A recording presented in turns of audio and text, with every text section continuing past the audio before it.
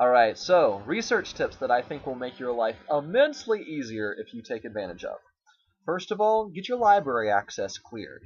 Now, if you're not a UTD student right now, you can't check out books at the UTD library, and you're doing research. You need to be able to check out books, okay? So, if you're not a UTD student, the way you do that is you get Dr. Wong to sign a particular form sponsoring you as a visiting scholar, and then you just get that form sent over to the library. They get you access, and you're cleared and good to go. Then you can check out books. It'll be extremely helpful, I promise. Secondly, Google Scholar. It's the best resource for finding scholarly articles that I know of, because it takes all of the different databases that UTD subscribes to and most databases that maybe it doesn't subscribe to, and it makes them all searchable using the Google search engine, which is, as everybody knows, absolutely awesome. And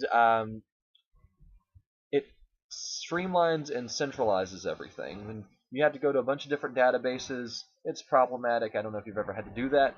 You don't want to have to, believe me. Google Scholar just centralizes everything for you.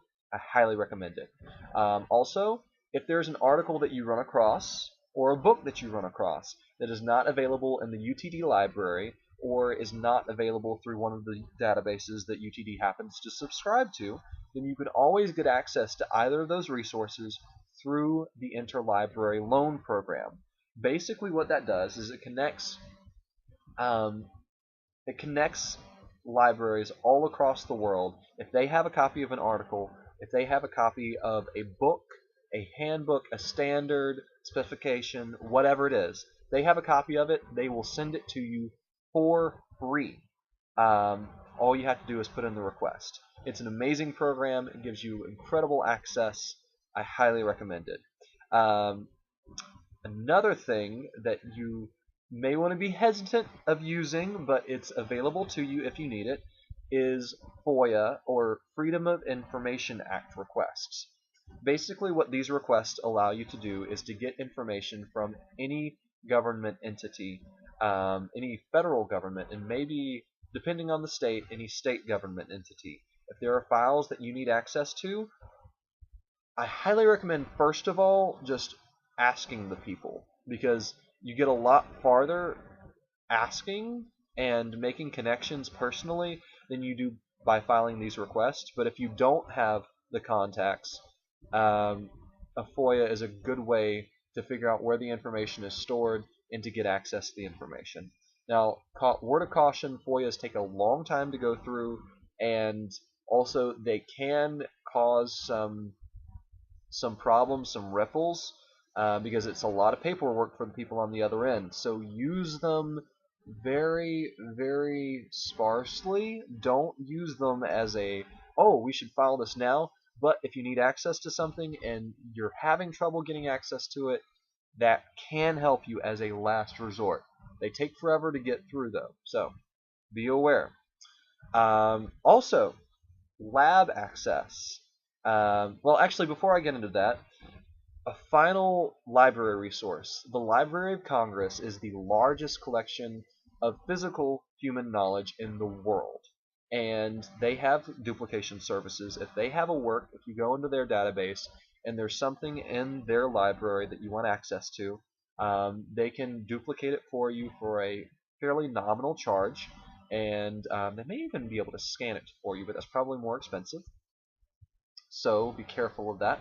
But it's available to you. Most technology stuff is available online or through databases, so you won't have to worry about that too much, but that option is available if you need it. Now, next on the list, specific to UTD, if you probably don't have lab access downstairs. There is a main computer lab for most students on the first floor of the ECS, I think is the building it's called. It's the building that your lab is in, and that lab is used just for general purpose by a lot of students at UTD. But if you're not a UTD student, you don't have access to that lab. I highly recommend getting Dr. Wong to get you access to that lab both with your ID card and with your computer credentials, username and password, UTD username and password. Because A, you'll need to be able to get into the room, and B, you'll be able to need to log onto those computers. The reason I say that is those computers have some software on them that you won't necessarily have on your computers. One huge example is Visio. We were doing a lot of UML modeling last year, and Visio is an incredible program to get that done. It's not the best, but it's a pretty good program for doing that. And we didn't have it. We didn't have it in our computer lab, but they had it downstairs. Unfortunately, I couldn't log on. Thankfully, my teammates could, but I couldn't. So highly recommend making sure you have access to that lab. And finally, as a more qualitative research tip, I highly recommend taking advantage of the people in the labs around you. In that sort of island of labs right there beside you, there are people in similar subjects in similar areas that might be able to help you out. Even the human language guys, particularly for those of you guys that are working on the IFSS project, you'll find them incredible as resources. But they're really good guys to just bounce ideas off of. You may even find a research mentor among them. They're just good colleagues to have. It's good to see what other people are doing, first of all, to see what they're into, what they're researching, and to share ideas with them. They are professionals. They study.